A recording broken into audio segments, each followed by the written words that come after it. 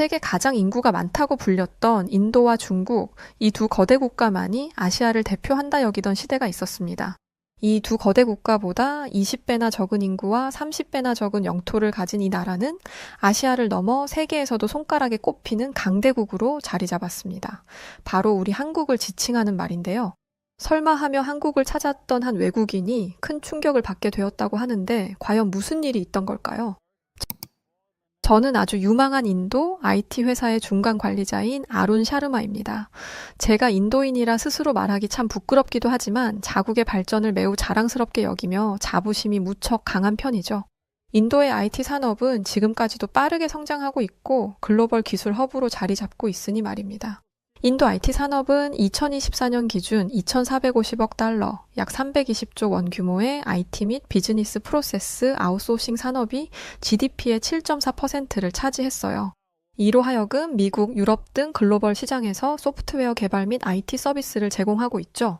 인도 정부의 디지털 인디아 정책 지원뿐 아니라 애플, 삼성 등의 기업이 인도의 생산시설을 구축하고 있다는 것만 봐도 반도체 및 하드웨어 산업 확대를 더욱 기대할 수 있는 부분입니다.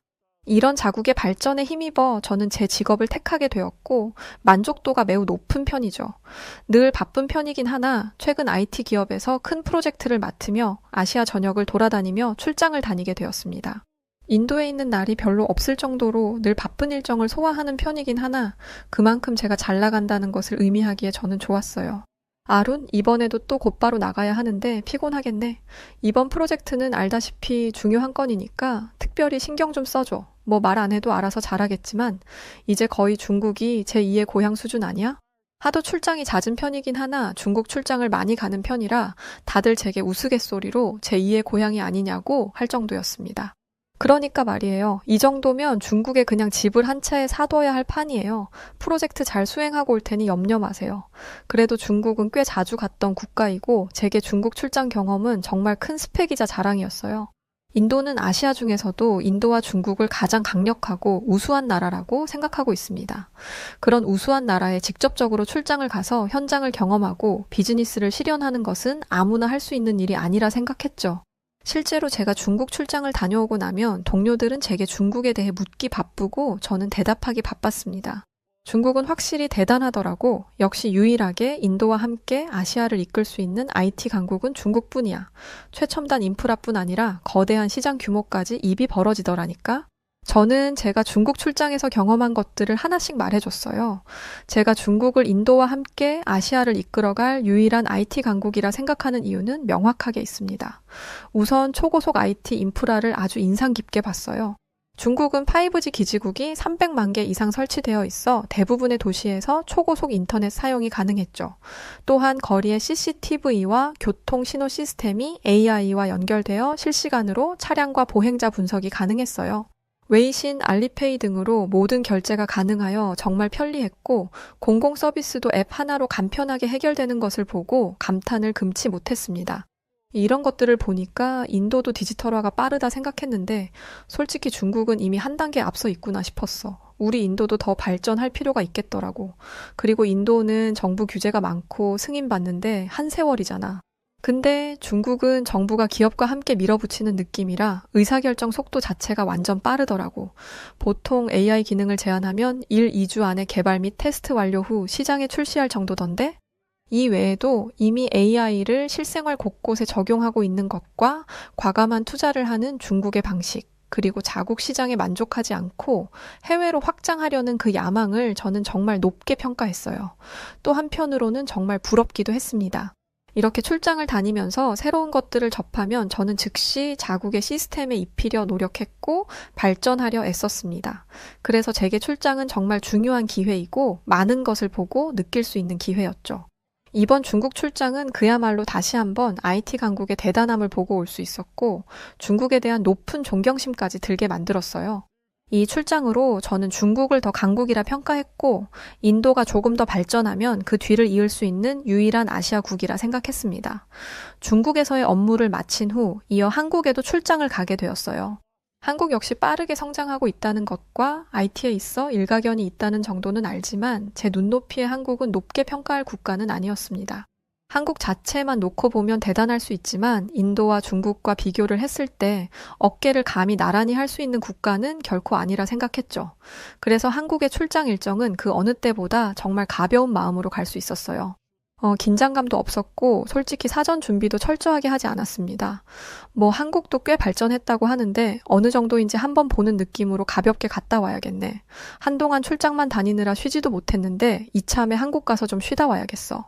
오히려 한국 출장에서 저는 휴식을 취하며 여유롭게 있다 올 생각을 할 정도로 한국에 대한 기대는 단 1%도 없었습니다. 다만 비자 발급부터 입국 심사까지 한국은 중국과 시작부터 다르긴 했어요. 중국 출장을 자주 가긴 하나 솔직히 비자 문제는 정말 까다롭게 복잡합니다. 인도 여권으로 중국에 입국을 하려면 사전 비자 발급은 필수였고 비자를 신청하는 과정에서 초청장, 은행 잔고 증명, 과거 여행 기록 등 여러 서류를 제출해야 했죠. 이 승인이 나기까지 몇 주의 과정이 필요하고 일정이 촉박하면 늘 초조함에 떨어야 합니다. 그렇게 어렵사리 비자를 발급받아도 그 다음 문제는 바로 공항에서의 대기 시간으로 버리는 아까운 시간이죠. 중국 입국 심사대에서는 정말 한참을 기다려야 합니다. 심사관이 여권을 오래 살펴보며 질문도 몇 가지 툭툭 던지고 비자 소지자들은 추가 확인 절차까지 필요해 상당한 시간이 필요해요. 심지어 중국에서의 업무를 마치고 출국을 할 때 보안 검색은 너무 할 정도로 철저합니다. 아무리 IT 기업 관련 업무라 해도 노트북에 전자기기까지 다 검사를 당하는 건 너무한 거 아닌가? 짐까지 다 뒤집고 말이야. 보니까 서구권 출장자들은 빠르게 나가는데 인도 여권 소지자라고 차별이라도 하는 건가? 이런 과정들 때문에 중국 출장은 사전에 미리 일정을 잡아야 하고 도착해서도 몇 시간의 여유 시간은 무조건 둬야 했죠. 그런데 한국은 달랐어요. 2022년부터 한국은 인도 국적자가 단기 방문 시 비자 없이 최대 30일간 체류 가능하도록 허용했죠. 다만 KETA라고 하여 전자여행허가만 사전에 신청하면 무비자 입국이 가능했습니다. 물론 비즈니스 출장, 유학, 취업 등의 목적으로 방문할 경우 사전에 적절한 비자를 받아야 하지만 저는 해당 사항이 없어 편하게 다녀올 수 있었죠. 더욱 깜짝 놀란 것은 인천공항에 도착해서였어요. 인도 여권으로 한국 입국 심사대에 줄 서려 하자 옆에서 한국인들이 재빠르게 자동 입국 심사를 하며 통과하는 걸 목격했죠. 한국은 자동 입국 심사가 가능하여 한국인 승객들은 여권을 스캔하고 얼굴 인식을 한 후 몇 초 만에 게이트를 통과할 수 있어 대기 시간이 거의 없었습니다. 아니 나보다 늦게 나온 한국 승객들이 벌써 다 입국장을 빠져나가고 있잖아. 한국이 빠른 걸 좋아한다고 하던데 진짜 빠르긴 하네. 저는 외국인이니 당연히 일반 외국인 심사대로 가야 했고 중국처럼 한없이 대기를 할 줄 알았지만 전혀 그렇지 않았어요. 한국의 빠른 문화를 찬양하는 날이 올 줄은 정말 몰랐는데 그 많던 사람들이 서 있던 줄이 순식간에 쭉쭉 빠지는 걸 보고 문화 충격을 느꼈습니다. 외국인 심사대에서 대면 심사를 받기는 했으나 그럼에도 중국보다 훨씬 빠르게 처리를 할 수 있었고 이 차이를 보며 한국 여권과 시스템에 대한 위상과 인도 여권의 차이에서 오는 국제적 신뢰도를 처음으로 실감하게 되었습니다. 공항에서 대기를 하며 한국 여권과 한국 시스템에 대한 호기심이 들어 알아보기 시작했는데 제가 생각한 것보다 한국 여권의 힘은 상당했고 세계적으로 아주 강력한 힘을 가지고 있었어요. 일본이랑 싱가포르와 경쟁할 정도라니 심지어 192개국을 무비자로 들어갈 수 있다고? 인도는 82에 무비자 입국 가능한 나라가 60개인가 70개였던 것 같은데 한국이 내가 생각한 것보다 글로벌 강국이었구나. 저는 이때 처음으로 한국에 대한 힘을 어느 정도 파악하기 시작했습니다. 여권이라는 것은 정말 그 나라의 국제적인 신뢰도와 위상을 대신하는 것이기에 그 나라의 힘을 표현하고 있다 할 수 있죠. 그런데 거들떠 보지도 않았던 한국이 인도와 비교할 수 없는 수준으로 높다는 것에 충격이 매우 컸습니다. 어쩌면 인도가 한국보다 훨씬 높은 수준의 IT 강국이라 생각하고 있던 이 생각도 틀릴 수도 있겠다는 생각이 들었어요. 이때부터 급하게 사전조사를 시작하고 한국의 시스템에 대해 세부적으로 파악하기 시작했습니다. 당장 다음날 한국 측 담당자들과 미팅이 있는데 너무 안일하게 생각하고 온 제 자신이 부끄럽더라고요. 최대한 준비를 하고 한국 측 담당자들과 미팅을 하러 나섰습니다. 그곳에서는 한국 측 담당자들뿐 아니라 해외 클라이언트도 있어 여러 상황을 접할 수 있었죠. 그런데 제대로 미팅을 시작하기도 전에 한국의 업무 환경에서부터 저는 차이를 느꼈습니다. 한국에서는 회의실 와이파이 속도가 1GBps에 가까웠고 5G도 끊김없이 원활했어요. 인도는 지역에 따라 인터넷 속도가 불안정한 경우가 많은 것에 비하면 초고속 인터넷의 인프라 설정이 된 업무 환경이 참 부러웠습니다. 또한 중국에 반했던 것과는 또 다른 느낌으로 한국의 IT 기업들은 현명한 결정을 빠르게 내렸고 프로젝트 진행 속도도 빨랐어요. 무엇보다 체계적인 시스템으로 각자의 역할을 해내며 돌아가는 회의실 내부의 상황에서 저는 정말 감탄을 금치 못했습니다. 심지어 한국 기업들은 대부분 클라우드 시스템을 적극적으로 활용해 원격 협업이 쉬웠죠. 인도는 클라우드 도입을 위해 노력을 하고 있긴 하나 보안 및 데이터 관리 측면에서 아직 해결할 과제가 많은 것이 현실이었거든요. 중국이 정말 대단하고 빠르다 생각했는데 한국은 빠른 건 둘째치고 진짜 체계적으로 움직이는구나. 심지어 한국은 디지털 전환이 제대로 이루어지고 있고 한국은 단순한 기술력뿐 아니라 시스템과 효율성 면에서 월등히 앞서고 있네. 한국 측 담당자들과 미팅을 하는 내내 저는 정말 놀라움에 어떠한 말조차 제대로 할 수가 없었습니다. 제가 상상한 이상의 수준을 뽐내는 모습에 말이죠. 인도가 IT 강국이라는 자부심이 상당히 강했던 저였지만 한국의 IT 시스템을 접할수록 선입견을 깨고 배울 점을 찾아야겠다는 생각에 전환이 생기기 시작했어요. 한국이 부러웠던 또 다른 이유는 해외 클라이언트와 원활한 협업을 진행하는 매끄러운 과정이었습니다. 이 모습을 보며 저는 한국의 국제적인 영향력을 체감할 수 있었거든요. 인도도 글로벌 기업이 많기는 하나 한국 기업들은 이미 미국, 유럽, 동남아 등 활발하게 협업을 하고 있었고 더 체계적이고 조직적인 방식으로 협업을 하고 있었습니다. 미팅을 마친 후 나와서 서울의 거리를 보니 한국이 새삼 달라 보이기 시작했어요. 이제야 비로소 제가 보지 못하고 지나쳤던 것들이 하나둘씩 눈에 보이기 시작했죠. 저녁을 먹으러 가는 길에 거들떠 보지도 않았던 한국의 깨끗한 거리가 눈에 보였고 밤 늦은 시간에도 안전한 분위기와 시끌벅적한 서울의 거리에 감탄했습니다.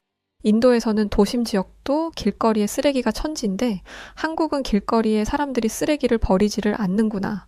쓰레기통이 곳곳에 다 있는 게 아닌데 어떻게 이렇게 깨끗하지?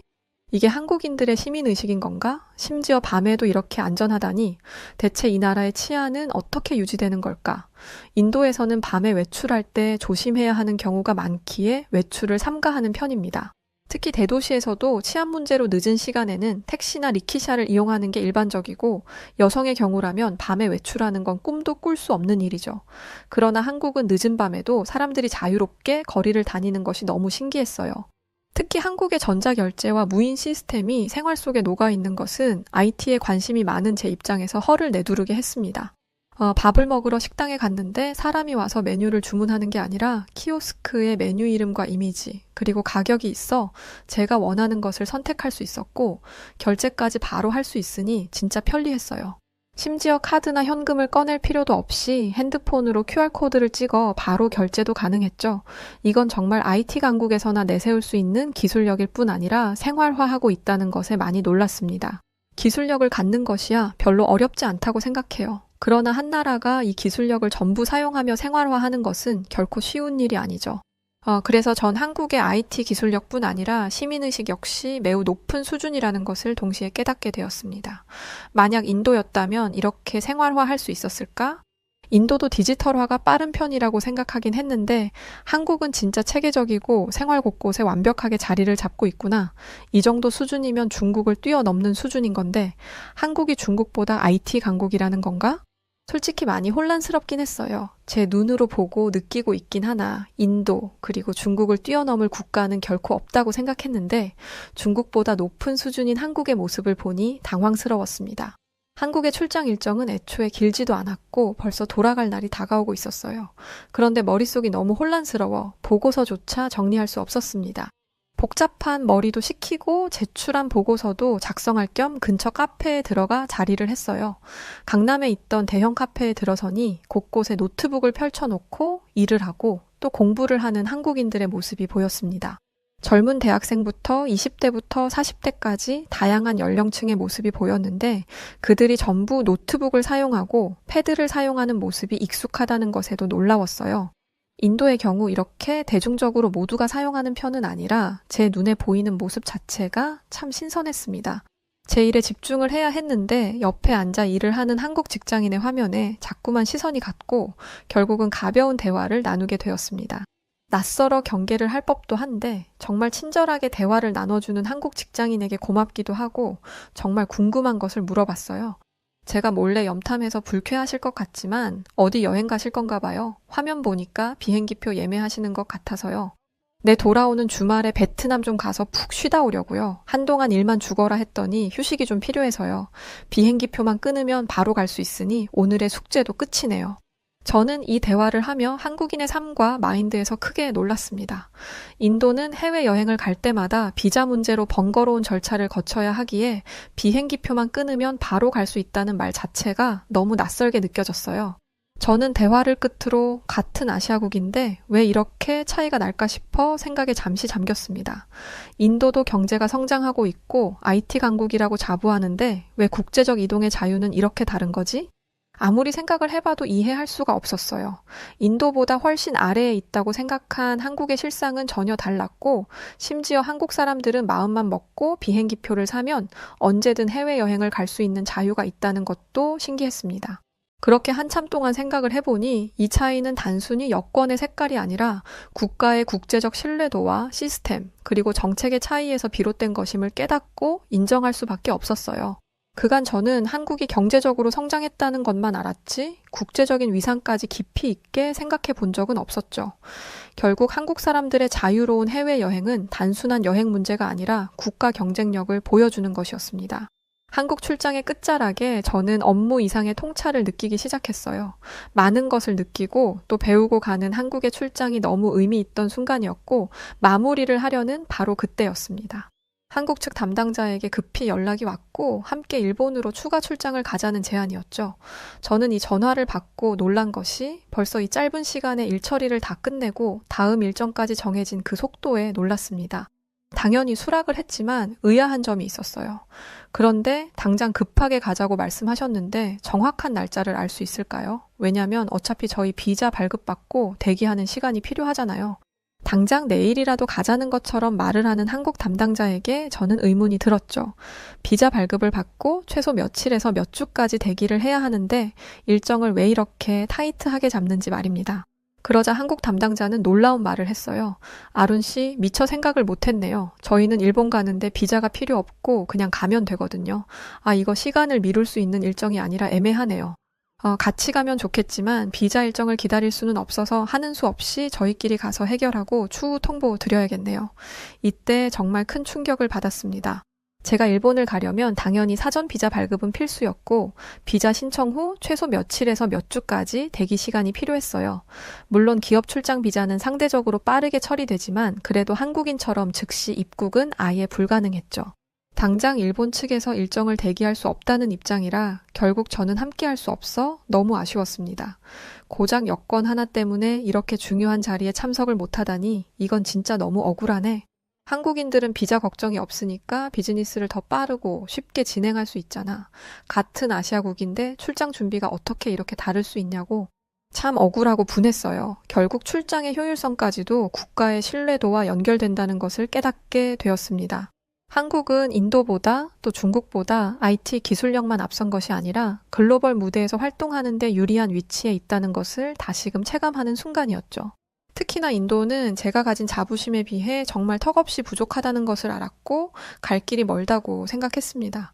단순히 IT 강국이라는 타이틀만 볼 것이 아니라 국제적인 신뢰와 이동의 자유를 얻는 것 자체가 얼마나 중요한 요소인지 한국 출장에서 저는 알게 되었어요. 그 교훈을 가슴 깊이 새기기 시작했습니다.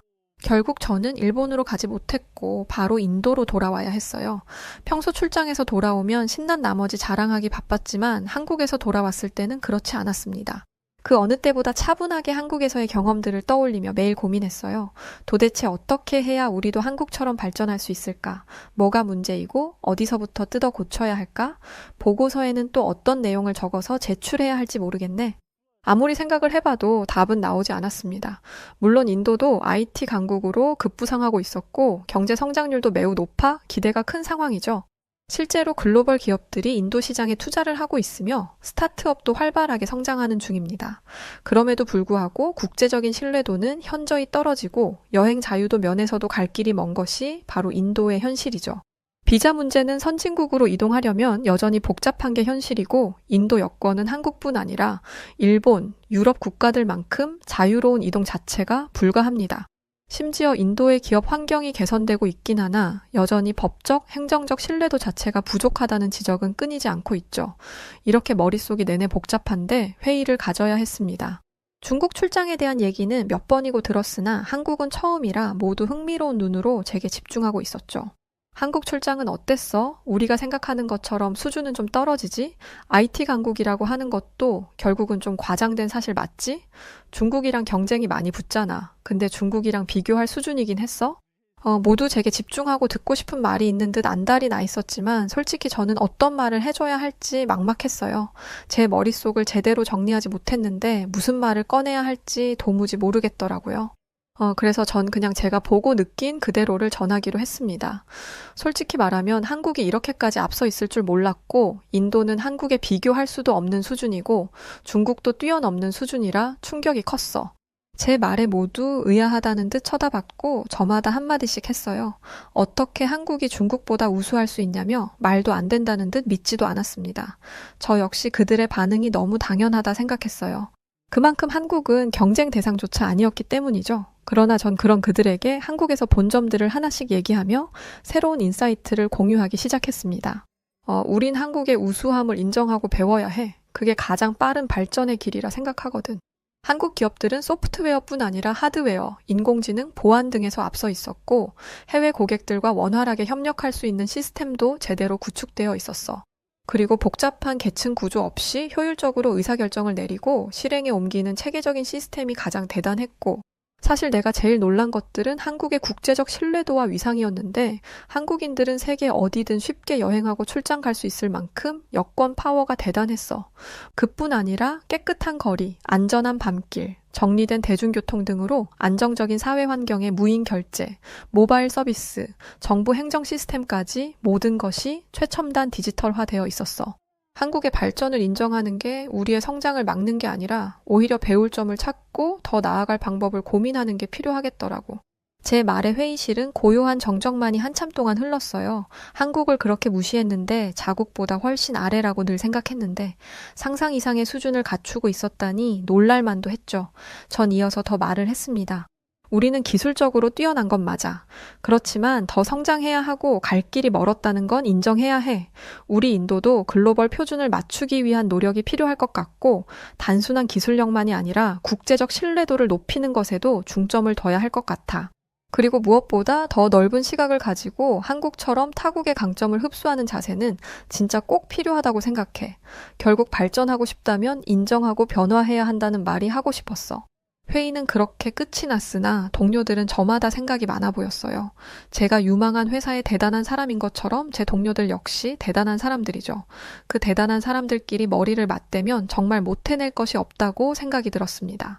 제가 한국에서 내내 충격을 받아서 멍했던 것처럼 동료들도 온종일 멍하긴 했어요.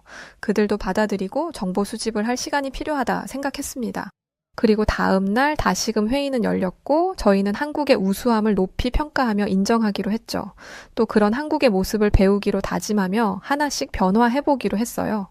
당장 모든 걸 바꾸는 것은 현실적으로 불가능하긴 하지만 업무 방식부터 변화를 시도하는 게 가장 효율적일 것 같아. 우선 한국에서 본 것처럼 불필요한 보고 절차는 줄이고 더 빠르게 실행하는 문화를 입히자.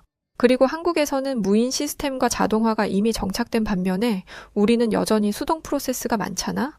우리도 업무 자동화를 적극적으로 도입하는 프로젝트를 시행해서 업무 효율성을 높이는 게 좋겠어.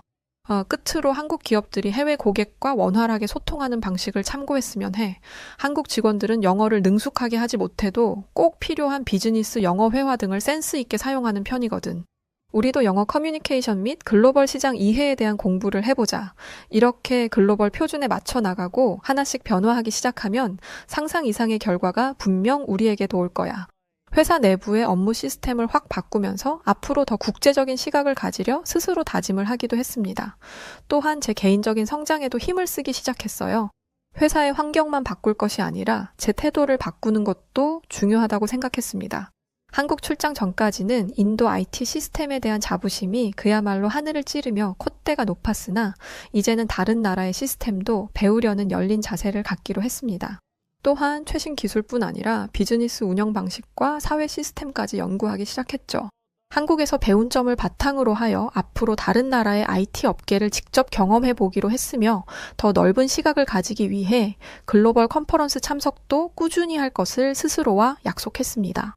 한국 출장 전까지만 해도 저는 현실에 안주하며 사회적 제 위치에 만족하면서 떵떵거리고 살았어요. 제가 인도인인 것도 너무 좋았고 인도가 아시아에서 중국이랑 유일하게 어깨를 겨눌 정도로 강한 나라라고 착각하며 살았죠. 그렇다 보니 제 스스로를 발전할 생각은 아예 하지 않았습니다. 지금도 이렇게 완벽하게 살고 있는데 뭐하러 더 공부를 하고 알아봐. 그 시간에 난 좀 쉴래. 난 지금의 내 삶에 충분히 만족하고 있으니까. 이렇게 자신만만해하며 살다 큰 코를 다쳤다고 생각해요. 만약 제가 한국 출장을 가지 않았더라면 결과는 정말 처참했을 거라 예상합니다. 한국을 끝까지 무시해서 굳이 거기까지 왜 가야 하냐고 출장을 거부했다면 말이죠. 아마 하늘에서 제게 그만 거만하고 현실을 직시하여 변화하라는 정말 인생의 마지막 기회를 준 것이 아닐까 싶습니다. 전 한국에 다녀온 후 직접 경험하는 것이 얼마나 중요한지도 깨닫게 되었어요. 늘 실제 경험보다 인터넷과 뉴스에서 얻은 정보로 대충 판단하는 경향이 있었습니다. 이 또한 사회적 지위가 높다는 이유로 대충 설렁설렁 알아보고 이거겠구나 싶은 내용으로 선택해서 늘 평가하며 살았었죠. 그나마 비즈니스 미팅이 있어야 출장을 가는 거고 출장을 가서 현장을 보고 느낀 것들이 있을 때야 조금의 생각 변환이 있던 것이었습니다. 한국 출장 전과 후 뭐가 가장 달라졌냐고 묻는다면 전 자신 있게 말할 수 있어요. 이제 단순히 콧대 높게 자리만 대충 지키는 IT 전문가가 아니라 더 넓은 세계를 보는 정직하고 현명한 리더로 성장하고 있다고 말이죠. 또한 세상을 넓게 보면 볼수록 우리가 얼마나 더 성장할 수 있는지에 대한 깨달음을 얻을 수 있었고 그 믿음으로 새로운 목표를 하나씩 설정해 나가고 있습니다. 이 정도면 충분하잖아. 안 그래? 나더러 뭘 더 알아보라는 거야. 제가 늘 했던 말이었어요. 현실에 안주해 건방을 떨던 때의 제 모습은 이제 사라졌고 요즘에 저는 이 말을 가장 많이 하고 있어요. 할 수 있어. 그런데 현실을 직시하고 아직도 배울 게 많다는 겸손한 자세는 필수야. 겸손한 자세와 한국의 지혜로움을 배우려는 태도로 매일 다시 성장하고 있습니다. 제 변화에 상사들이 많이 놀라곤 하지만 더 놀라운 것은 눈에 보이는 변화였어요. 확실히 한국식 업무 환경의 일부를 도입했을 뿐인데 체계적인 시스템에서 나오는 효율성은 말로 다 하지 못할 만큼 만족도가 높습니다. 전 앞으로 제가 은퇴하는 그 순간까지 인도의 글로벌 신뢰도를 더 높일 계획입니다. 그리하여 적어도 은퇴 후에는 한국처럼 자유롭게 비행기표 하나만 결제하면 바로 어디든 떠날 수 있는 노후를 즐기고 싶네요. 한국을 찾은 세계 유수의 국가대사들과 군 고위 관계자들이 모두 참석했습니다. 대한민국 울산조선소에는 엄청나게 거대한 함선이 우뚝 서 있었고 참석한 각국의 대사들은 충격과 경악을 금치 못했다고 합니다. 카를로스 델토르 미국 해군성 장관도 한국의 놀라운 해군력과 군함 건조 기술에 직접 한국의 건조 현장을 방문했었고 대공, 대함, 대지, 대잠 등의 수직 발사체계 기술력은 경탄까지 불러일으키고 있습니다. 세계 각국의 군함 건조 기술 평가를 위해 한국을 찾았던 그가 솔직하게 고백한 이야기, 지금 바로 시작하겠습니다. 구독자 여러분들 지금 좋아요 한 번씩만 눌러주세요. 안녕하세요. 저는 폴란드 해군 대위인 마렉 자비에츠키라고 합니다. 제 임무는 폴란드 해군의 미래를 책임질 군함을 선택하기 위해 세계 각국의 군함 건조 기술을 평가하는 일이랍니다. 저는 이번 사연에서 제가 한국의 방위산업과 군함 건조 능력에 대해서 깨달은 바를 허심탄회하게 밝히려고 합니다. 물론 군사적으로 민감한 부분은 빼고요. 또 폴란드 군대와 관련해서 전문가로서 솔직한 입장을 밝히고 반면교사로 삼고 싶은 마음도 있고요. 개인적으로 저는 한국에 대해 막연히 친근감을 느끼고 있었어요. 그 이유 중 하나는 제 딸 때문이었어요. 제 딸은 열렬한 K-드라마와 K-팝 팬이거든요. 특히 한국 드라마 사랑의 불시착과 이태원 클라스가 폴란드에서 큰 인기를 끌면서 딸도 자연스럽게 그 흐름에 푹 빠졌어요. 제 딸 덕분에 저는 딸의 방 앞을 지나갈 때마다 흘러나오는 한국 드라마 OST를 수도 없이 들을 수 있었고 주말이면 딸이 추천하는 드라마를 함께 보기도 했답니다. 처음에는 단순히 가족과 시간을 보내는 정도로 시작했는데 어느 순간 저도 한국 드라마의 매력에 빠지게 됐죠. 탄탄한 스토리와 감정적인 몰입, 그리고 드라마에 녹아있는 동양적인 문화가 저 같은 서구인에게는 꽤나 흥미로웠어요. 이번 출장의 목적지는 한국이었어요. 폴란드는 근래 자국의 방위 능력을 강화하기 위해 최신식 군함을 도입하려는 계획을 세우고 이를 위해 조선업이 발달한 나라들을 방문하고 있어요. 상부에서는 저에게 이 임무를 일임했고 저는 이 임무의 중요성을 잘 알고 있었기에 준비부터 신중을 기했죠. 덕분에 이번 한국 방문이 단순히 업무가 아니라 어쩌면 드라마 속에서 보았던 그 나라를 직접 경험할 기회라는 기대감도 조금은 있었습니다. 조금 더 설명을 드리자면 폴란드는 발트해의 면에 있어 해상 안보가 정말 중요하답니다. 특히 최근에 러시아의 군사적 활동 증가로 인해서 폴란드 내부에서는 해상 방어 역량을 강화해야 한다는 목소리가 점차 높아지고 있죠. 또 폴란드는 나토의 일원으로서 동맹의 집단 방어에 기여해야 하고 이런 측면에서 폴란드의 해군력 증강은 필수적인 상황이기도 하고요. 군사적 측면뿐만 아니라 해상 무역로의 안전은 폴란드 경제에 매우 중요해요. 해군력 강화를 통해 해상 교역로를 보호해야 경제적 안정을 도모할 수 있기 때문이죠. 이처럼 최근 폴란드는 해군력 증강을 통해 국가 안보와 국제적 역할을 강화하려는 노력을 지속하고 있는 상황이죠. 하지만 솔직히 군사력과 관련해서는 한국에 대해선 큰 기대를 하지 않았어요. 한국 조선업이 민간 선박에서는 세계적인 명성을 가지고 있다는 것은 익히 알고 있었지만 군함 건조 능력에서는 솔직히 조금 과장된 느낌도 살짝 들더군요. 출장 전에 한국의 조선업과 군함 건조 능력에 대한 자료를 찾아봤지만 구체적인 정보를 얻기가 쉽지 않았어요. 다만 한국이 최근 친환경 기술과 자율운항 시스템 같은 첨단 기술을 군함 건조에 접목하고 있다는 이야기는 흥미로웠죠. 사실 폴란드는 한국의 K9이나 K2 전차를 사들이면서 육군 무기 체계에 대해서 높이 평가하고 있었습니다. 그러나 해군력에 대해서는 전혀 이해가 없었어요. 그래서 이번 한국 방문이 그런 기술을 실제로 확인할 기회라고 생각했죠. 제가 한국행 비행기를 타기 전날 밤에는 조금 긴장이 되더군요. 한국이 보여줄 기술과 시설이 과연 제가 상상한 것을 뛰어넘을 수 있을지 아니면 그냥 평범한 수준에 머무를지 확신이 서지 않았거든요. 오랜만에 먼 나라로 출장을 가는데 특별한 성과가 없으면 제 커리어에도 별로 도움이 되지 않을 것 같다는 생각도 들었다는 게 솔직한 마음이고요. 하지만 저는 폴란드 해군의 일원으로 어떤 편견도 없이 직접 눈으로 보고 판단해야 한다는 책임감을 가지고 비행기에 올랐어요. 비행기에서 한국의 조선업과 관련된 기사를 다시 읽으며 이 나라가 보여줄 기술적 잠재력에 대한 호기심이 조금씩 커졌어요. 이번 방문이 단순한 견학이 아니라 폴란드 해군의 미래를 결정짓는 중요한 열쇠가 될 수도 있다는 생각에 제 손에 든 노트북을 내려놓고 창밖을 바라봤어요. 인천공항에 도착하자마자 저는 현대적인 공항의 모습을 보고 정말 깜짝 놀랐어요. 깨끗한 시설과 빠르고 편리한 입국 절차는 저의 예상보다 훨씬 더 효율적이었거든요. 하지만 저보다 더 큰 반응을 보인 사람은 미칼이었어요. 그는 공항의 크기와 사람들로 붐비는 모습을 보며 고개를 갸우뚱했어요. 그러더니 저에게 공항 시설은 나쁘지 않네요. 그래도 다른 부분은 두고 봐야겠지요? 라며 약간의 비아냥을 섞어 말했어요. 짐을 찾고 공항에서 나오는 순간 미칼이 갑자기 주위를 두리번거리더니 당황한 듯이 제게 물었어요.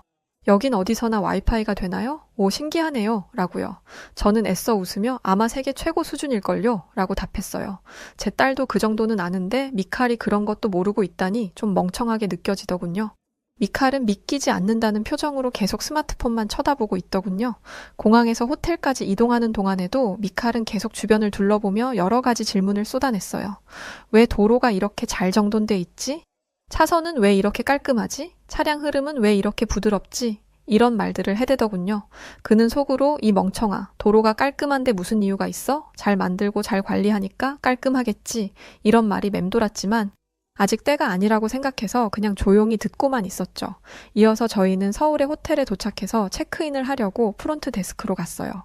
그런데 직원이 QR코드를 보여주며 간단한 스캔으로 체크인을 마칠 수 있다고 안내하더군요. 사실 저는 그런 장면을 한국 드라마에서 본 적이 있거든요. 그래서 너무 신기해서 미리 찾아보고 준비를 해둔 상태였답니다. 그래서 자연스럽게 QR코드를 스캔하고 체크인을 끝냈죠. 물론 미칼에게는 아무 말도 안 해줬고요. 옆에 있던 미칼은 한동안 제가 QR코드로 체크인을 하는 모습을 지켜보더니 이렇게 간단하게 QR코드 한 번으로 체크인을 한다고요? 라며 의아한 표정을 지었어요.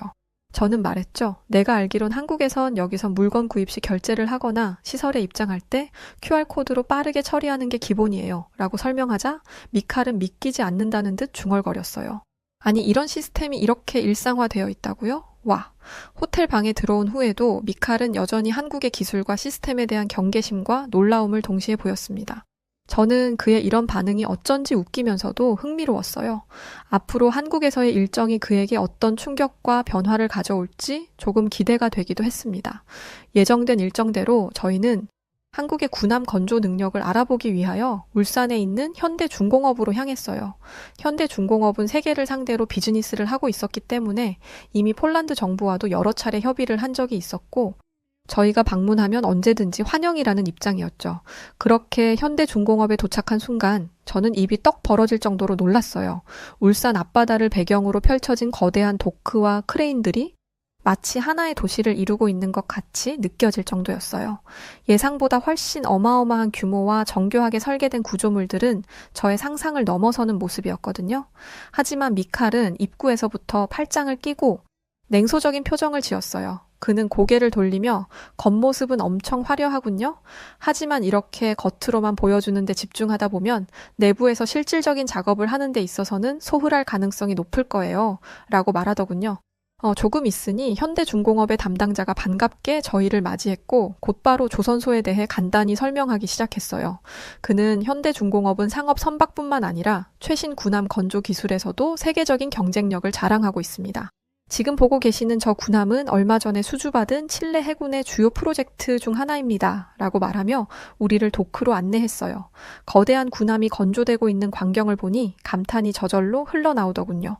무수히 많은 작업자들이 각자의 위치에서 체계적으로 움직이며 작업을 진행하고 있었고 모든 과정이 놀라울 만큼 깔끔하고 효율적으로 진행되고 있었어요. 크레인이 거대한 선체를 정밀하게 이동시키는 모습이나 로봇과 자동화 시스템이 협력해서 정확하게 맞아 돌아가는 장면은 제가 여태 본 적 없는 놀라운 광경이었죠. 하지만 미칼은 고개를 갸웃하며 여전히 회의적인 태도를 보였어요. 그는 확실히 규모는 크네요. 하지만 중국에서 봤던 조선소도 이런 규모는 기본이었습니다. 라고 비꼬듯 말했어요. 저는 잠시 숨을 고르고 그에게 이렇게 말했어요. 그래도 여기 작업 환경은 정말 인상적입니다. 라고요. 그랬더니 미칼은 저를 흘깃 보더니 결국 결과로 말해줘야겠죠. 라며 고개를 돌렸어요. 이어서 현대중공업의 담당자는 우리를 자율주행 선박 시스템과 친환경 연료 기술에 대한 설명을 이어갔어요. 그는 이곳에서는 군함뿐만 아니라 최신식 자율 운항 시스템을 탑재한 차세대 함정을 개발 중입니다. 이는 첨단 기술과 효율성이 최적의 상태로 결합된 결과로서 전 세계적으로 주목받고 있습니다. 라고 자신 있게 말했어요. 그 말을 들으며 저는 내심 자부심이 느껴졌어요. 미칼의 비판적인 태도에도 불구하고 제가 보고 있는 것은 단순한 규모나 외관이 아닌 한국 조선업의 진정한 힘과 기술력이었으니까요. 하지만 미칼은 여전히 정말 대단하다면 결과물을 직접 확인해보면 알겠죠? 라고 말하며 고집을 꺾지 않더군요. 저는 그의 말을 뒤로 하고 이곳에서 보고 느끼는 모든 것을 온전히 받아들이며 차근차근 생각을 정리하기 시작했어요. 조선소 견학을 마친 뒤 저녁 식사를 위하여 근처의 한정식 집에 도착했어요. 테이블 위에는 이미 다양한 반찬들이 정갈하게 차려져 있었고 메인 요리로는 갓 잡은 해산물로 만든 회와 찜 요리가 나왔어요. 반짝이는 해산물과 고소한 향에 저는 입맛을 다시며 앉았죠. 미칼은 식당 내부를 둘러보며 약간 불만 섞인 목소리로 한국 음식은 맵고 기름진 게 전부 아닌가요? 솔직히 이런 음식이 얼마나 특별하겠습니까? 라고 저에게 살짝 말하더군요. 하지만 해산물찜을 한 입 먹고는 갑자기 자기도 모르는 사이 이렇게 말을 하더군요. 대위님, 이거 정말 부드럽고 고급스럽네요. 소스도 너무 강하지 않아서 재료 본연의 맛이 살아있어요. 정말 의외군요. 라고요. 그러더니 자기도 좀 민망한지 표정이 어색해지더군요. 저는 웃으며 한식의 매력은 좋아해요. 저도 제 딸이 한국에 관심이 많아서 한국 음식을 몇 번 먹어봤는데 여러 가지 반찬과 메인 요리가 너무나 잘 어우러지고 게다가 한국 음식은 모든 음식에 건강에 대한 원리가 담겨 있더라고요. 라고 말해주었어요. 식사가 한창 진행되던 중 현대중공업 간부 한 분이 정주영 회장에 관한 이야기를 들려주셨습니다. 정주영 회장이 한국 조선업의 기반조차 없던 시절 영국으로 자금을 유치하러 갔던 일화였죠. 정주영 회장님이 한국 지폐에 그려진 거북선 그림을 보여주며 우리는 16세기에 이미 이런 철갑선을 만들었던 나라입니다. 라고 했고 그 자신감에 영국 사람들이 놀라워해서 결국 자금을 지원하기로 했고요. 이런 일은 세계사에 유례가 없고 아마 앞으로도 없을 거예요. 공장도 기술도 하나 없고 간판만 있는 회사에게 배를 만들 돈을 빌려주는 일은 말이죠. 그 이야기를 들으며 저는 고 정주영 회장의 비전과 자신감에 깊은 감명을 받았어요. 미칼은 별말이 없었지만 식사를 마치고 저한테만 살짝 말하더군요. 아니, 그 사람 자세히 모르겠지만 혹시 사기꾼 아니었을까요? 말이 안 되잖아요. 라고요. 그런 말을 하는 미칼의 얼굴에 비웃는 표정이 떠오르더군요. 왜냐면 지금 미칼은 한국에 대한 부정적인 생각으로 가득 차 있기 때문에 그런 말을 해줘도 고지고대로 받아들일 리가 없었거든요. 그렇게 생각하면서 한편으로는 현대중공업 고 정주영 회장님의 확고한 비전이 얼마나 중요했는지를 새삼 더 깊이 깨달을 수 있었습니다.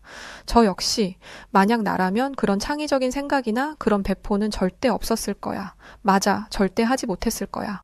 정말 대단한 사람이다, 이런 생각이 들었거든요. 나중에 찾아보니 한국의 조선 산업이 현재 세계 1위의 경쟁력을 갖춘 배경에는 정주영 회장의 도전 정신이 깃들어 있다는 걸 다시 한번 확인할 수 있었고, 현대중공업뿐만 아니라 다른 유수의 한국 기업들이 왜 세계 시장에서 지금처럼 잘 나가는지를 이해하게 되었죠. 그들은 그저 단기적인 관점에서 돈을 버는 것에 몰두한 것이 아니라 미래 세대를 위한 지속 가능한 성장을 위하여 열악한 환경 속에서도 강한 도전 정신을 가지고 앞으로 나아간 선구자들이었다는 생각이 들더군요. 물론 한국 재벌이 여러 가지 불합리한 모순을 가지고 있는 것도 사실이지만 배울 건 배워야 한다는 생각도 들었고요. 식사를 마친 후 저희 일행은 숙소로 돌아가는 길에 편의점에 들렀어요. 밤에 출출하면 먹으려고 간단히 음료나 간식을 사려고요. 그런데 제 예상과 달리 편의점은 정말 셀 수 없을 정도로 다양한 물건들로 가득 차 있었어요. 한쪽에는 즉석식품이 깔끔하게 진열되어 있었고, 다른 한쪽에는 갓 구운 빵과 신선한 과일까지 진열되어 있었죠. 업무차 유럽의 여러 나라와 미국에까지 다녀봤지만 작은 편의점 하나에 이렇게 다양한 상품이 체계적으로 구비된 건 단 한 번도 보지 못했기 때문에 솔직히 너무 신기하고 놀랍다는 생각이 들더군요. 미칼도 편의점 내부를 두리번거리며 이 작은 가게에 이렇게 다양한 음식이 있다고요? 그리고 이걸 바로 먹을 수 있도록 전부 준비되어 있다니 라며 놀라움을 감추지 못하더군요. 저는 미칼이 이렇게 자신도 모르는 사이 한국 문화의 섬세함에 점점 매료되는 모습을 보니 좀 우스꽝스럽다는 생각이 들더군요. 그날 밤 숙소로 돌아온 후 저는 낮에 보았던 조선소와 한식, 편의점까지 모든 경험을 되짚어봤어요. 한국은 기술력뿐만 아니라 일상생활 속에 사람을 감동시키는 요소가 많다는 생각이 들었습니다. 다음 날, 저희는 현대중공업 울산조선소에서 진행되는 정조대왕암 인도식에 참석했어요. 이번 행사는 폴란드뿐만 아니라 한국산 군함에 관심이 있는 많은 나라의 대사들과 군 고위 관계자들이 참석하는 중요한 행사였고, 저희의 출장 일정도 여기에 맞춰져 있었죠.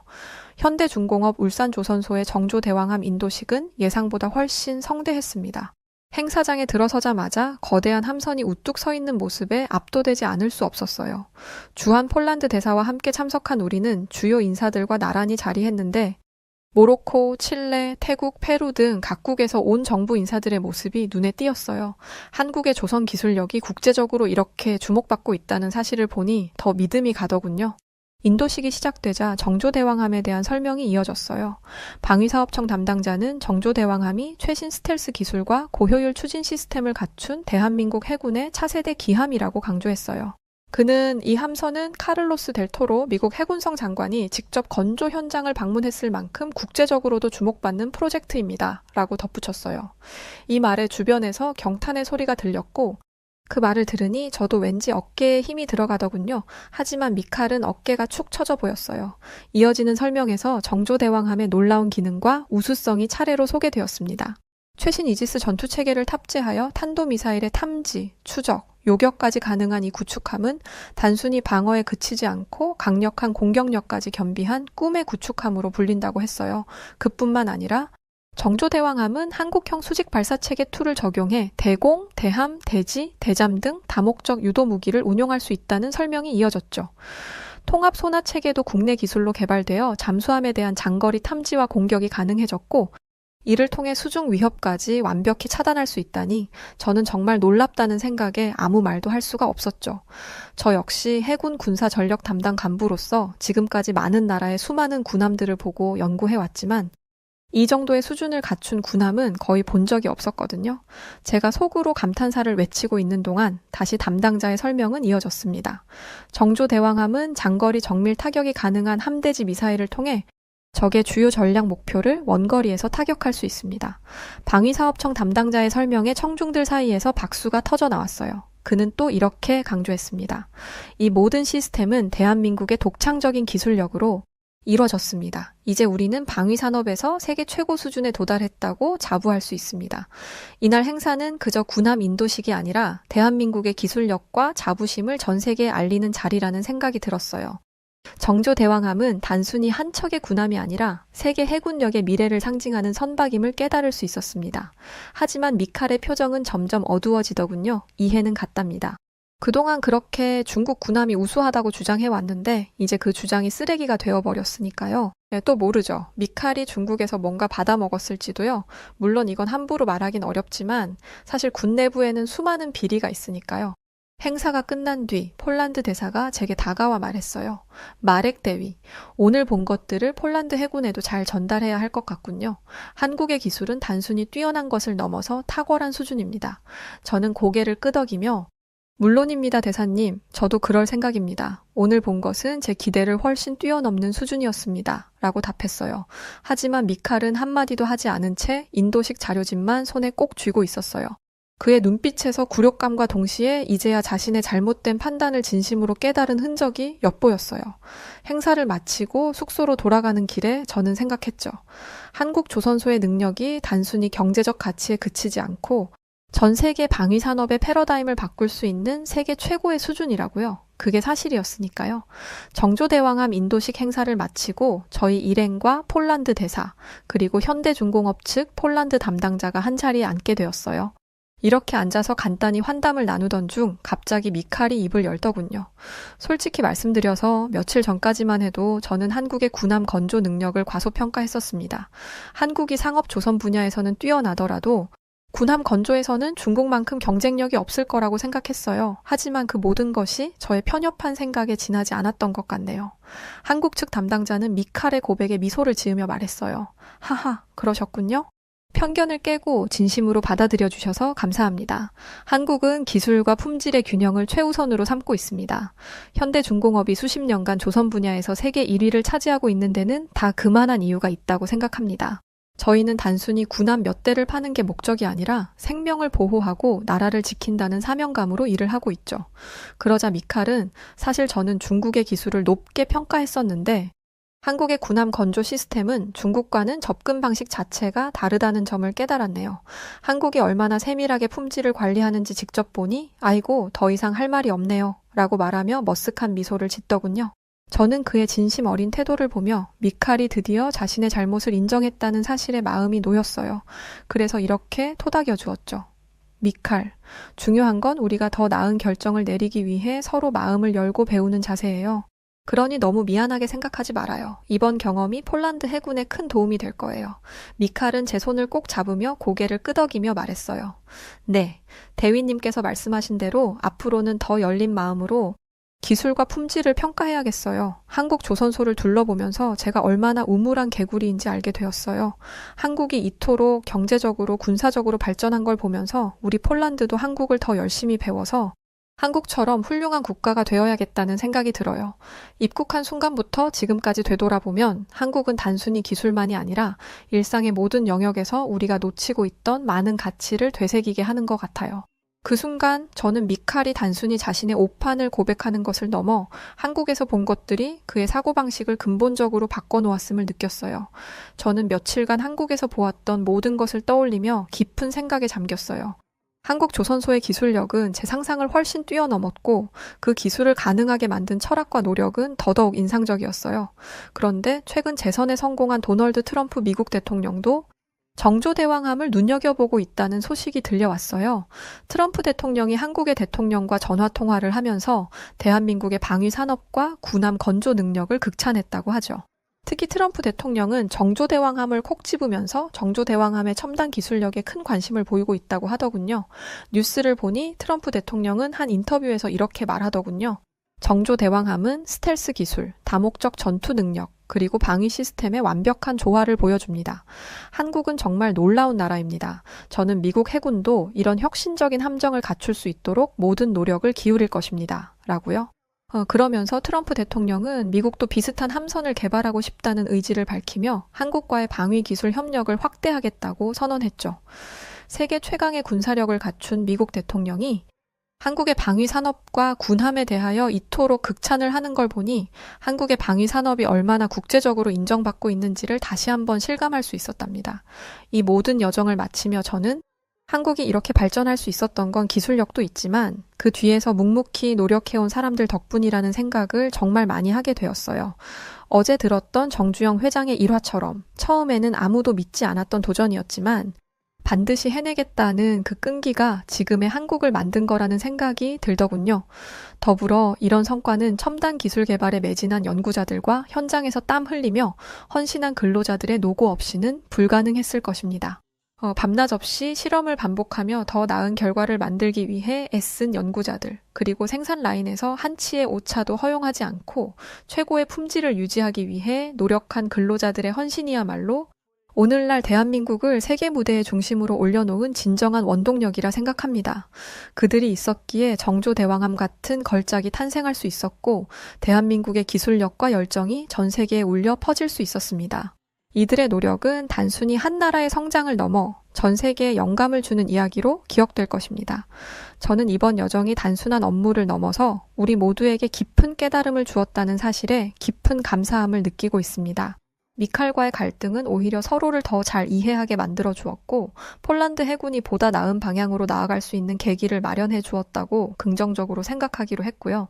이처럼 한국에서의 시간은 단순히 업무를 넘어 제 인생에 오래도록 기억될 특별한 여정이 되었어요. 그래서 이 모든 경험을 하게 해준 한국과 한국 사람들에게 감사의 마음을 전하고 싶어서 이렇게 사연을 보내게 되었답니다. 처음에는 한국의 군함 건조 능력을 의심하고 비난했던 미칼. 하지만 한국의 첨단 조선 기술과 그 품질을 직접 확인하면서 편견에서 완전히 벗어날 수 있게 되었고, 특히 세계 각국의 정부 인사들이 참석한 정조대왕함 인도식에 참석한 후 한국 방위산업의 세계적인 위상을 체감하게 되었죠. 조선의 경우에도 한국이 단순한 상업 조선 강국이 아니라 군함 건조에서도 선도적인 위치에 있다는 사실을 진심으로 인정하게 되었습니다. 자, 오늘 사연은 여기까지입니다. 한국의 조선업 방위산업이 단순한 기술 1위를 넘어 왜 세계적인 신뢰를 받을 수밖에 없는지를 잘 알 수 있었네요. 네, 그럼 오늘 사연 어떠셨나요? 우리 구독자분들의 응원의 말씀 때문에 금방 회복할 수 있었어요. 마음을 다해 진심으로 고맙고 감사드립니다.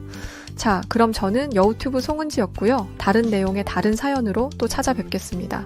영상 시청해주신 우리 구독자 여러분들 너무 감사드립니다. 참, 그리고 좋아요 한 번씩만 꼭 눌러주세요. 그럼 너무 힘이 날 것 같습니다. 그리고 마지막으로 새해 복 많이 받으시고 늘 감사드리고 사랑합니다. 당신만의 여우튜브